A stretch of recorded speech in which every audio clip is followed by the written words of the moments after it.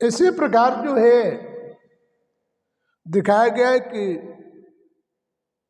महात्मा लोग भागवत सुनते हैं अपने भाग को उदय करने के लिए। अन्य समाज भी भागवत सुनने जाता है। भागवत में हर विचार के लोग इकट्ठे हुआ करते हैं। कुछ तो मनोरंजन व्यवस्थाओं के लिए जाया करते हैं, चलो टाइम कटेगा मैं जा रहा हूं। कुछ लोग वास्तविक भगवान को पाने के लिए अपनी कमियों को दूर करने के लिए जाते हैं, और कुछ लोग सिर्फ लोगों को देखने के लिए जाते हैं। तो भागवत करता भी लोगों को अपनी कथा सुनाता है। तो भागवत कर्ताओं में भी कई प्रकार के हुआ करते हैं। कुछ लोग तो मानव समाज को उत्थान के लिए कार्य करते हैं, तो कुछ लोग अपने धन अर्जन के लिए कार्य करते हैं। सबका उद्देश्य अलग अलग हुआ करता है। विचार करिए, एक कथावाचक में और श्रद्धालुओं में बहुत फर्क हुआ करता है।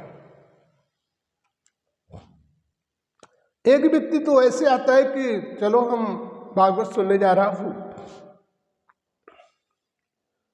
तो मुझे जानकारी होगी, उसमें कुछ ऐसे क्षण मिलेंगे जो हम अपने जीवन को वास्तविक परिवर्तन कर सकेंगे। तो कुछ लोग अपने जीवन को बदलाव करने के लिए भागवत को सुनने जाते हैं। कुछ लोग समय को काटने के लिए जाते हैं। कुछ लोग समय वहां पर मनोरंजन के लिए जाते हैं, और कुछ लोग हंसी मजाक अनवस्थाओं को सुनने के लिए जाते हैं, कनर्स व्यवस्था के लिए जाते हैं।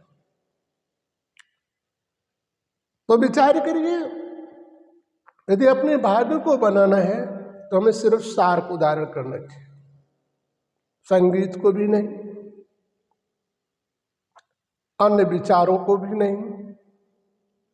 सत्य क्या है उस सत्य पर हमें ध्यान देना चाहिए। हमारे जीवन में हमसे क्या त्रुटियां हो रही हैं, और भागवत में किन किन त्रुटियों का कुछ समाज में सुनाया गया, हम सभी ने क्या सुना है, उसमें हमारे लिए क्या अच्छा है क्या बुरा है।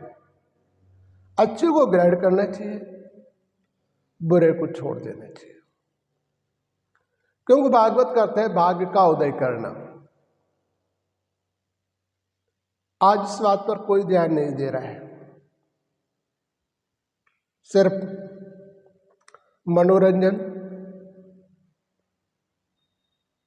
व तालियां बजाना व गाना गाना, इन चीजों में मस्त होकर व डांस करना, नाचना। विचार करिए, इन सारे कर्मों से क्या तुम्हारे जीवन का उद्धार हो जाएगा? क्या तुम्हारे जीवन का बदलाव होगा? नहीं हो सकता है। जैसे भोजन खाने के बाद ही मनुष्य जीवन के पेट की भूख समाप्त होती है, इसी प्रकार से जीवन में जब तुम अपने संस्कार बदलोगे तभी तुम्हारे जीवन का उद्धार होगा। जब तक संस्कार नहीं बदलोगे तब तक तुम्हारे जीवन का उद्धार नहीं होगा। तो हमें अपने संस्कार बदलना चाहिए। यदि ऐसे भगवान किसी अपराध को मुक्त करने लगे तो फिर सभी कर लेंगे, पैसे वाले भी कर लेंगे, गरीबों का नंबर भी नहीं लग पाएगा। भगवान धन और वस्तुओं से आप पर प्रभावित नहीं है। भगवान सिर्फ आपकी कर्म व्यवस्थाओं के अनुसार से ही फल देता है। जैसे एक विचार का उदाहरण है, आपसे गलती हो जाए और फिर हम उसके खूब हाथ जोड़े, पैर छुए, क्या तुम्हारी बात एकदम मान लेगा? जब तुम कई प्रकार उसके सामने झुकोगे और उसके पैरों में स्पष्ट करके माफी मांगते ही रहोगे तब वो माफ करता है। वो भी कुछ समय बाद माफ करता है, जब उसका विचार बदलता है, सोच आती है कि वास्तव से गलती मान रहा है। तो विचार कीजिए, भगवान क्या तुम्हारे अपराध को क्षण व्यवस्था में ही समाप्त कर देगा? सिर्फ भागवत सुनने से कर देगा? कथा करवाने से कर देगा? क्या हवन करवाने से कर देगा? जब तक तुम अपने विचारों का परिवर्तन करके हवन पर नहीं बैठोगे, भागवत नहीं सुनोगे, तब तक आप ये समझ लें कि आपके जीवन का परिवर्तन नहीं होगा। आपका समय व्रत में ही जा रहा है। जब तुम्हारे सच्चे मन विचार बदलेंगे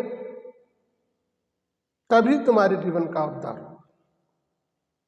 जैसे कहा जाता है, गुरु चाहे ब्रह्म समान हो, लेकिन तुम्हारे विचार नहीं बदलेंगे तो तुम्हारे लिए वो भी गुरु बेकार है। आपके जीवन का उद्धार नहीं होगा। जब तुम अपने जीवन को बदलकर मार्ग को तय करोगे तभी तुम्हारे जीवन का उद्धार होगा, और तभी परमात्मा आपकी पूर्ण मदद कर सकता है। जब तक तुम ऐसा नहीं करोगे तब तक परमात्मा आपकी पूर्ण मदद नहीं कर सकता है, और ना तुम भगवान के करीब पहुंच सकते हो। तो वास्तविक हमें अपने जीवन में बदलाव कर लेना चाहिए, जिससे हमें ऐसे दिनों का सामना न करना पड़े और परमात्मा हमारा साथ देता है। तो परिवर्तन हमारे जीवन के लिए सबसे बड़ा लक्ष्य है। परिवर्तन नहीं करोगे तो जीवन का उद्धार नहीं होगा। परिवर्तन करोगे तभी जीवन का उद्धार होगा। तो सच्चे मन से भागवत सुनना सीखें, सच्चे मन से धार्मिक कार्य करना सीखें, और सच्चे भाव से जाना चाहिए। वहाँ किसी आकर्षण और उन व्यवस्थाओं पर नहीं जाना चाहिए और ना उन पर ध्यान देना चाहिए। जब तुम सच्चे मन से जाओगे तभी तुम्हारे जीवन का उद्धार होता है। जैसे लोग कहते गंगा स्नान करने जाते हैं, गंगा स्नान करने से उद्धार नहीं होता है। उद्धार होता है आपके कर्म से। जब तक आपका कर्म नहीं बदलेगा तब तक वास्तविक पूर्ण तरीके से